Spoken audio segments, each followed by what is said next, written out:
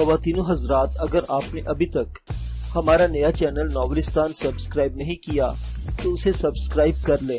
وہاں ملیں گے آپ کو اسلامی اور تاریخی ناولز۔ چینل کا لنک ڈسکرپشن میں موجود ہے۔ دیکھتے رہیے ناولستان اور اردو داستان۔ بوڑھا مانینی اپنی آہنی شام والی چھڑی کو فضا میں گردش دیتا خیمے میں گھسا چلا آیا اور وسط میں سردار جوبا کے مقابل آ کھڑا ہوا۔ جوبا کا خوفناک چہرہ غضب کی آگ سے یک بیک دہک اٹھا۔ اس کی بڑی بڑی ڈراؤنی آنکھوں میں خون کی سرخی اتر آئی۔ اس کے سینے میں اٹھنے والا بلاخیز طوفان نتنوں کی راہ سے آتشی پھنکاروں کی طرح خارج ہونے لگا اور اس کا پورا بدن فرتے جوش سے کپ کپانے لگا۔ مانینی کے رکتے ہی فضا میں جوبا کی پھینکی ہوئی سراہی ٹوٹنے کی آواز گونجی۔ پھر چند ثانیوں کے لیے اس خیمے میں بس ان دونوں کے چڑھتے ہوئے سانسوں کی گونج باقی رہ گئی۔ وہ دونوں ایک دوسرے کے دو بدو کھڑے خوناشام نگاہوں سے ایک دوسرے کو گھورتے رہے۔ پھر سردار جوبا کی قہربار آواز نے بھیانک سکوت کو توڑ ڈالا۔ میں پھر کہتا ہوں مانینی کہ میں تیری عزت کرتا ہوں۔ مجھے علم ہے۔ نیمندے مانینی کی آواز میں زہر کی سی تلخی رچی ہوئی تھی۔ تیری آواز کے آہنگ اور تیرے لہجے کی گستاخی سے یقیناً میری عزت افزائی ہوئی ہے سردار۔ مانینی، سردار جوبا مٹھیاں بھینچ کر بولا۔ میں سہم کر دونوں خونی بھیڑیوں سے دور ہٹ کر خیمے کے عقبی کنات کے سہارے جا کھڑا ہوا۔ محترم سردار، مانینی نے تضحیک امیز لہجے میں یہ کہتے ہوئے اپنے سر کو قدرے خم دیا۔ تجھے علم ہے کہ میری نادیدہ قوتیں جبرین کے ہر باسی کے سر پر منڈلاتی رہتی ہیں اور مانینی کے سامنے اونچی آواز میں بولنے والوں کی چمڑی چاپکوں سے ادھیڑ دی جاتی ہے۔ تجھے میری اجازت کے بغیر اس خیمے میں گھسنے کا حق کس نے دیا؟ سردار جوبا سخت عیش کے باوجود مانینی سے خائف نظر آ رہا تھا۔ مانینی حق بانٹتا ہے سردار۔ یک بیک اس منہنی سے بوڑھے کا لہجہ نرم ہو گیا۔ مقدس علاؤ کا رکھوالا ہے، اسے آسمانی قوتوں نے سارے حقوق سونپے ہوئے ہیں۔ تیری حکمیانی بس 11 تک محدود ہے مانینی۔ سردار کی آواز قدرے دھیمی ہو گئی لیکن لہجہ اب بھی بگڑا ہوا تھا۔ جبرین کی بستی پر صرف میرا حق ہے، لیکن تو اپنی مرضی سے اس قیدی سے کوئی سمجھوتا نہیں کر سکتا۔ مانینی نے میری طرف چہرہ اٹھا کر گہرے گہرے سانس لیتے ہوئے حقارت بھرے لہجے میں کہا۔ کیسا سمجھوتا؟ سردار جوبا نے اداکاری کرتے ہوئے تحیر آمیز آواز میں مانینی سے سوال کیا۔ مانینی نہایت مکروہ انداز میں زور سے ہنسا۔ تیری آواز کیوں لرز رہی ہے جوبا؟ مانینی کی آنکھیں دلوں کی گہرائی تک رسائی رکھتی ہیں۔ یہ اب تیری ہی نہیں میرا بھی قیدی ہے۔ تو اپنی مرضی کے ساتھ اس سے کوئی سمجھوتا نہیں کر سکتا۔ پتہ نہیں تو کیا کہہ رہا ہے؟ سردار کا غصہ یک بیک کافور ہو گیا اور اس کے لہجے میں اضحمال سمٹ آیا۔ میں یہ کہہ رہا ہوں، مانینی ایک ایک لفظ پر زور دیتا ہوا بولا، کہ یہ قیدی میری مرضی کے بغیر اب جبرین کی بستی سے زندہ نہیں نکل سکے گا۔ یہ کوئی نئی خبر نہیں ہے، جوبا نے منہ بنا کر کہا۔ احتیاط اور اس کی نگہبانی میرا فرض ہے۔ پھر یہ صندوق یہاں کیسے آیا؟ مانینی فرش پر پڑے ہوئے اوزاروں کے چوبی صندوق کو ٹھوکر مارتا ہوا بولا۔ یہ سامان میں اس کے حوالے کر دوں گا۔ جوبا اب سنبھل چکا تھا۔ کیوں؟ مانینی کا لہجہ سخت ہو گیا۔ اس لیے کہ یہ میری مرضی ہے۔ جوبا کا چہرہ ایک مرتبہ پھر پرسکون ہو گیا۔ لیکن میرا علم کہتا ہے کہ تیری نیت کچھ صاف نہیں ہے۔ مانینی نے قدرے آگے جھک کر آہستہ سے کہا۔ تیرا علم؟ سردار جوبا زہر خند کے ساتھ بولا۔ مانینی، تیرے ساتھ اب تیرا علم بھی بوڑھا ہوتا جا رہا ہے۔ زینو میری نگاہوں کے سامنے نخلستان میں قیدی کے قریب برہنہ پڑی ہوئی تھی۔ اس کی حالت گزرے ہوئے بوجھل اور گناہ آلود لمحوں کے زندہ تصویر تھی، مگر تیرا علم پھر بھی یہی کہتا تھا کہ زینو کا کچھ نہیں بگڑا۔ تو چاہتا تھا کہ میں بستی کی مقدس روایت کو توڑ کر اپنے ہی ہاتھوں اپنی بیٹی کے آبرو لوٹنے والے کا خون کر دوں اور نادیدہ قوتوں کے عذاب میں مبتلا ہو جاؤں۔ کیا یہ تیری نیت کا فطور نہیں تھا؟ میں پھر کہتا ہوں وہ فریب تھا، مانینی جھلائے ہوئے لہجے میں بولا۔ حسین نے زینو کو ہاتھ بھی نہیں لگایا۔ تیری دلیلیں بیکار ہے مانینی۔ اس کے مقدر کا فیصلہ چاند کی آخری شب کو ہی ہو سکے گا اور اس وقت تک تو اس کی کڑی نگرانی میں رکھے گا۔ مانینی تادیبی لہجے میں بولا۔ یہ سب مجھے معلوم ہے۔ اچانک مانینی پلٹا اور تیزی کے ساتھ میرے قریب آ کر ٹھہر گیا اور اپنے استخوانی ہاتھ سے میرا شانہ تھام کر دبی دبی سرگوشیانہ آواز میں بولا۔ میں سب کچھ جان چکا ہوں۔ اس وقت تیری توسیہ آغوش کو گرما رہی تھی اور سردار کو زینوں کا فریب دے کر تجھے چند سانسوں کی مہلت دی گئی ہے۔ توسیہ میری قوم کے دشمن کی بیٹی ہے اور یرغمال کے طور پر اب ہمیشہ میری قید میں رہے گی۔ تو اس کا راز جان چکا ہے اور اب یہاں سے زندہ نہ نکل سکے گا۔ میں صحراؤں اور پہاڑوں میں بھی تجھے ڈھونڈ نکالوں گا اور تیری کوئی مدد نہیں کر سکے گا۔ اسے بھول کر ہی تو اپنے آخری دن سکون سے گزار سکے گا۔ اتنا کہہ کر وہ خیمے سے نکلتا چلا گیا۔ سردار جوبا کچھ دیر تک اپنی جگہ پر کھڑا مانینی کو جاتے ہوئے دیکھتا رہا، پھر پرخیال انداز میں مجھے اپنے قریب آنے کا اشارہ کیا۔ مانینی تجھ سے کیا کہہ رہا تھا؟ سردار جوبا نے قدر سکوت کے بعد اشتباہ آمیز لہجے میں مجھ سے پوچھا۔ ان دونوں کے درمیان غلط فہمیوں کی خلیج حائل تھی۔ سردار جوبا میری جانب جھکتا ہوا نظر آ رہا تھا۔ میرے لیے یہ موقع غنیمت تھا۔ میں نے بکھرے بکھرے الفاظ کو اپنے ذہن میں یکجا کیا اور نفرت و عداوت کے زہر میں بجھا ہوا ایک شوشہ چھوڑ دیا۔ وہ مجھے تم سے ٹکرا جانے کی ترغیب دے رہا تھا، میں نے نظریں جھکا کر کہا۔ سردار جوبا نے اتنی قوت سے اپنے دانت بھینچے کہ اس کے جبڑوں کی وریدیں ابھر آئیں۔ نقارے پر چوٹ پڑ چکی ہے، جوبا جم کر یہ لڑائی لڑے گا۔ میں خاموش رہا۔ دراصل میں سردار کو یہ تاثر دینا چاہتا تھا کہ مانینی کے ساتھ ہونے والے پراسرار مارکے میں میں اس کا ساتھ دوں گا۔ دل ہی دل میں مجھے مانینی اور جوبا کی قبائلی ذہنیت پر سخت حیرت تھی۔ ذرا ہی دیر میں وہ دونوں برسا برس کی جگری رفاقت فراموش کر کے ایک دوسرے کے وقار اور خون کے پیاسے بن چکے تھے، جیسے وہ جنم جنم سے ایک دوسرے کے حریف رہے ہوں۔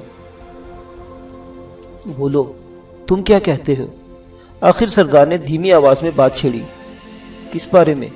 میں نے انجان بن کر پوچھا۔ میرا ساتھ دو تو رہائی مل سکتی ہے، سردار جوبا پرتجسس آواز میں بولا۔ میں تیار ہوں۔ یہ کہتے ہوئے میرا دل اچھل کر حلق میں آ گیا۔ مقابلہ کڑا ہے، بھاگ نہ جانا۔ سردار جوبا نے میرے چہرے پر نگاہیں گاڑ دی۔ موت اب میرے تعاقب میں ہے، میں نے مضبوط لہجے میں کہا۔ میرے اندر چھپا ہوا فنکار کرب سے سسک رہا ہے، میرے جذبوں پر پہرے بٹھا دیے گئے ہیں۔ میں بے بسی کی زندگی پر مقابلے کی موت کو گلے لگانے میں دلی مسرت محسوس کروں گا۔ سنو، زینو مجھے بہت عزیز ہے، سردار جوبا چکنی نگاہوں سے ادھر ادھر دیکھتے ہوئے سرگوشیانہ آواز میں بولا۔ میں نہیں چاہتا کہ بستی کی روایت کے مطابق تمہاری موت کے بعد زینو لاوارث ٹھہرا دی جائے اور اپنے بال جلا کر سر میں دھول ڈالتی چوپال میں جا بیٹھے، جہاں میرے ساتھی اس کے زندہ گوشت پر بھوکے گدھوں کی طرح یلغار کرتے۔ ادھر مانینی سے بھی نمٹنا ضروری ہے، وہ بہت خبیث ہے، اس کے قبضے میں نادیدہ قوتیں بھی ہیں۔ وہ جڑی بوٹیوں کے علم کا شہنشاہ ہے، دن کی روشنی میں وہ مقدس پروہت کا خول اوڑے رہتا ہے، لیکن میں نے رات کی سیاہی میں اسے چوری چھپے نخلستان سے نکل کر آبادی میں گھستے دیکھا ہے۔ وہ ہر رات جبرین میں اپنے گناہوں کی سیاہی بکھیرتا ہے، پھول جیسی دوشیزاؤں کے بدن اپنی حوث کے قربان گاہ پر نچھاور کر دیتا ہے، اور صبح کے اجالے میں وہ لڑکیاں دبی دبی آوازوں میں اپنے سہیلیوں کو جنس کے دیوتا آتیش سے ہم آغوشی کی حرارت آگہی اور ناقابل یقین کہانیاں سناتی ہیں۔ جبرین کی کوئی بھی بالغ لڑکی خبیث مانینی کے ہاتھوں محفوظ نہیں رہتی، حتیٰ کہ تاریکی میں وہ اپنی پراسرار قوتوں سے ان لڑکیوں کو یوں اندھا کر دیتا ہے کہ انہیں مانینی کے بجائے دیوتا آتیش اپنے بستر پر نظر آتا ہے۔ مانینی کی راہ میں صرف میں ہی ایک رکاوٹ ہوں۔ وہ اکثر مجھے غلط مشورے دیتا ہے، وہ مجھے اپنے راستے سے ہٹانا چاہتا ہے، لیکن اب میں جبرین کے باسیوں سے ہی اس کے ٹکڑے اڑا دوں گا۔ لیکن میں کیا کر سکتا ہوں؟ میں نے اس کے خاموش ہونے پر تحیر آمیز لہجے میں اس سے سوال کیا۔ سب کچھ تم ہی کو کرنا ہے، جوبا کا لہجہ پرجوش تھا۔ بتاؤ، میں تیار ہوں، میں اس کے قریب کھسک آیا۔ ابھی چاند کی آخری تاریخ میں 21 دن باقی ہے، میں چاہتا ہوں کہ تو کسی دیوتا کا مجسمہ تیار کر لے، میرا غلام وہ بت مانینی کے خیمے میں پہنچا دے گا، پھر میں جبرین والوں کے ساتھ نخلستان پر دھاوا بول دوں گا۔ جب وہاں سے دیوتا کا بت نکلے گا تو سب یہی سمجھیں گے کہ مانینی ان سے فریب کرتا رہا ہے، وہ پتھروں کا پجاری اور ان کا دشمن ہے اور دھوکے سے اگیاری کا پروہت بن بیٹھا ہے۔ غیظ و غضب میں بفرے ہوئے لوگ پل بھر میں اس کی بوٹیاں اڑا دیں گے۔ یعنی تم اس کے خلاف بغاوت کرانا چاہتے ہو؟ بغاوت؟ سردار جوبا نے تحقیر آمیز انداز میں ہونٹ سکوڑے۔ بغاوت حکمرانوں کے خلاف ہوتی ہے، اور مانینی ایک چالاک اور سازش دشمن کے سوا کچھ بھی نہیں ہے۔ خیر، میں تیار ہوں، لیکن اس سارے منصوبے میں میری رہائی کا کوئی تذکرہ نہیں۔ مجسمہ نخلستان میں پہنچ جانے کے بعد جب میں بستی میں اپنے شبہات کا اعلان کروں گا تو بستی کے تمام مردوزہ نخلستان کی طرف روانہ ہو جائیں گے۔ اس خیمے کی پشت پر 3 گھوڑے تیار رہیں گے۔ میرا غلام تالیس تجھے تیرے اوزاروں اور زینو سمیت محفوظ مقام تک چھوڑ آئے گا۔ جبرین کی اگیاری کے پراسرار پروہت مانینی کے خلاف سازش تیار ہو چکی تھی۔ جس شخص کے سامنے جبرین والے اونچی آواز میں بولتے ہوئے ڈرتے تھے وہی ذلیل و خوار ہونے والا تھا۔ سردار جوبا میری رضامندی کو زینو سے محبت کا نتیجہ سمجھ رہا تھا، لیکن مجھے بنت نیل کی فکر تھی، میری توسیہ جو مانینی اور اس کی شیطانی قوتوں کے چنگل میں تھی۔ میرے دل و دماغ پر توسیہ اور اس کے فرحت انگیز قرب کی یادیں چھائی ہوئی تھی۔ مجھے توسیہ کے حصول کا راستہ اب سہل ہوتا نظر آ رہا تھا۔ مانینی کی موت کے بعد توسیہ کی روح یقیناً اس کی قید سے آزاد ہو جاتی اور میں اسے اس کی جسمانی پیکر سمیت اپنا لیتا۔ وقت مختصر اور کام طویل تھا۔ دن ڈھلنے کے بعد رات آئی مگر مجھے خبر نہ ہو سکی۔ کافی دنوں کے بعد میری انگلیوں نے ہتھوڑی اور چھینی کا لمس محسوس کیا تھا۔ مجھ پر عالم خود فراموشی طاری ہوتا جا رہا تھا۔ دنیا و مافیہ سے بے خبری کے عالم میں ہتھوڑی کی ضربوں اور چھینی کی کاٹ سے پتھر پر خدوخال ابھرتے رہے۔ میرے جذبے دل کی گہرائیوں سے امڑ کر پتھر پر نقش دوام بن جانے کے لیے مضطرب تھے۔ میرے بال بکھر چکے تھے۔ چٹان سے کٹ کٹ کر اڑنے والے سنگریزوں نے میرے چہرے کی کھال ادھیڑ دی، میرے سینے پر زخم لگائے، پھر میرے ہاتھ تکان سے بہک چلے۔ بار بار ہتھوڑی چھینی پھسل کر میری انگلیوں کو کچلتی اور میں ہر نئے زخم کے ساتھ ہی اپنے دل میں عزم تازہ کے سوتے پھوٹتے محسوس کرتا۔ رات ڈھلتی رہی، سنگ تراش پتھر کا سینہ چیرتا رہا۔ جہاں اب نکیلے ابھاروں کی جگہ ایک پرہیبت سی شبیہ کے دھندلے دھندلے خدوخال نمودار ہو چلے تھے۔ ایک مرتبہ پھر میرا ہاتھ بہکا اور ہتھوڑی نے میرا بایاں انگوٹھا کچل ڈالا۔ چھینی میرے ہاتھ سے نکل گئی۔ میں نے ایک ہلکی سی سسکاری لے کر اپنے ہاتھ پر نظر ڈالی۔ میری انگلیاں لہو لہان ہو چکی تھی اور انگوٹھے کے تازہ زخم سے گرم گرم خون کی گاڑی بوندیں ٹپک رہی تھی۔ میں نے اپنے دامن سے لہو کی وہ بوندیں خشک کی اور زمین پر گری ہوئی چھینی کی طرف ہاتھ بڑھایا، لیکن مجھ سے پہلے ہی لمبی لمبی مخروطی انگلیوں اور دودھ جیسی رنگت والا ایک نرم و نازک نسوانی ہاتھ نیچے جھکا اور چھینی سمیت اوپر اٹھتا چلا گیا۔ اس ہاتھ کے تعاقب میں میری نگاہیں اٹھی اور اٹھی کی اٹھی رہ گئیں۔ خیمے میں رات کا لامتناہی سکوت حکمران تھا۔ داہنی جانب 2 مشعلیں فروزہ تھی جن کی بھڑکتی ہوئی یرقان زدہ روشنی سے بار بار سکڑتے اور دراز ہونے والے سائے ہیبت کا طلسم باندھ رہے تھے۔ خیمے کے باہر سردار جوبا کے بے رحم اور گونگے بہرے غلام تالیس کی مسلسل اور دبی دبی آہٹیں گونج رہی تھی، جیسے آج کی شب اسے خونریز مارکے کا انتظار ہو۔ تم یہاں کیسے آئیں؟ میں نے شوق اور خوف کے ملے جلے جذبات کے تحت کانپتی ہوئی آواز میں اپنے سامنے کھڑی پرجلال حسینہ سے سوال کیا۔ اس کے پتلے پتلے گلابی ہونٹوں پر غم انگیز مسکراہٹ پھیل گئی۔ آج کی رات نخلستان ویران ہے، مانینی کسی لمبے سفر پر نکل گیا ہے۔ میں نے کھڑا ہونا چاہا، لیکن کئی گھنٹوں سے مسلسل بیٹھے رہنے کے باعث میری ٹانگیں کانپ گئی۔ اگر توسیہ بڑھ کر سہارا نہ دیتی تو میں زمین پر گر پڑتا۔ کیا حالت ہو رہی ہے تمہاری؟ توسیہ درد انگیز لہجے میں بولی۔ تمہارے چہرے پر خون کی سوکھی ہوئی پپڑیاں جمی ہوئی ہیں، ہاتھ زخموں سے چور ہیں، خود پر رحم کرو حسین۔ میں آنکھیں موند کر آسودگی کے احساس کے ساتھ مسکرایا۔ میرا یہ خون مانینی سے خراج وصول کرنے والا ہے توسیہ۔ میں چاند کی آخری شب سے قبل ایک ایسا حسین پیکر تراشنا چاہتا ہوں جسے دیکھ کر ہر ایک کو دیوتاؤں کا قہر اور جلال یاد آ جائے۔ میں بڑے کر میں مبتلا ہو گیا ہوں توسیہ۔ مجھے کسی دیوتا کا پیکر تراشنا ہے، لیکن میں نے آج تک کسی دیوتا کا بت نہیں دیکھا۔ میں نہیں جانتا وہ کیسے ہوتے ہیں، وہ کیسے ہوتے ہیں۔ یہ کہتے ہوئے میں نے اپنا سر اس کے شانے سے ٹکا دیا۔ میری خاطر تم مصیبت میں گر گئے ہو، وہ گرم جوشی کے ساتھ مجھ سے ہم آغوش ہوتے ہوئے بولی۔ اس کے ان الفاظ نے یک بیک مجھے چونکا دیا۔ تصورات کی ماورائی دنیا سے نکل کر حقیقت کی دنیا میں آتے ہی مجھے یاد آیا کہ نخلستان میں توسیہ اور زینو کی ایک پیچیدہ کہانی نے میرے ذہن کو الجھا دیا تھا۔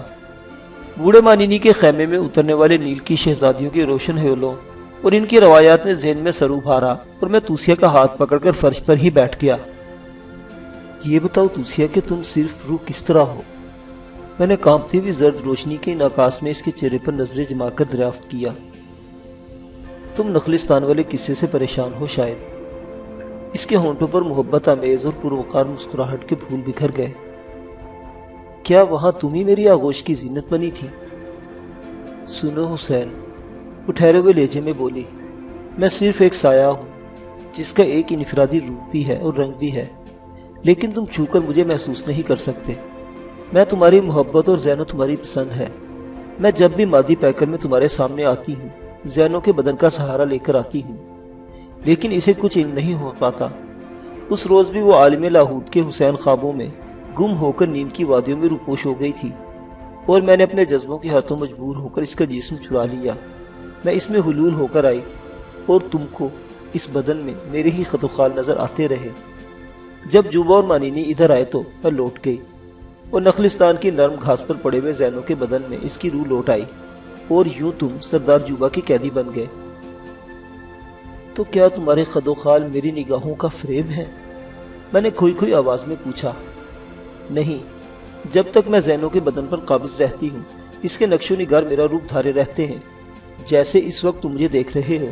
اس عالم میں میرے کسی بھی فعل سے نہ زینو کا تعلق ہوتا ہے نہ اس پر اس کا اثر ہوتا ہے۔